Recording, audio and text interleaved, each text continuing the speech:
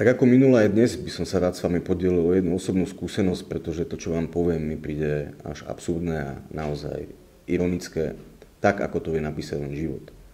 Jedným z obvinených vyšetrovateľov je pán major Ďurka. Je to osoba, ktorá je autorom môjho vlastného uznesenia, vznesení obvinenia, kde tento pán mi znesol obvinenie, ako som už minulo uvádzal, v sadzbe 20-25 rokov až do živote. Toto urobil nezákonným spôsobom, čo v konečnom dôsledku skonštatoval aj ústavný súd, ktorý ma bezodkladne prepustil z väzby.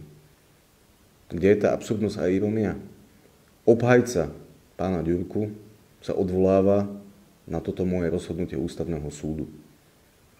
Čiže rozhodnutie, ktoré vzniklo na základe nezákonnosti, ktoré bolo použité voči mne, sa teraz má používať na obhajobu človeka, ktorý túto nezákonnosť spôsobil.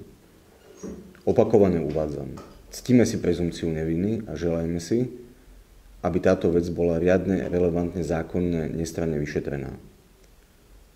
Nerezignujme na vieru, spravodlivosť a naozaj si ctíme tú drvivú väčšinu čestných, poctivých vyšetrovateľov, prokurátorov a sudcov. Prosím, naozaj opakovane prosím, nevkladajme do veci vášne, nechajme ich si vykonávať svoju prácu tak, aby na konci dňa sme naozaj mohli sa dozvedieť, čo sa stalo, a ak sa tieto osoby dopustili protiprávneho konania, aby boli náležite, zákonne a spravodlivo potrestané. Milí priatelia, 100-krát opakovaná lož sa nestane pravdou nikdy, ak to vy sami nedovolíte. Ďakujem za pozornosť.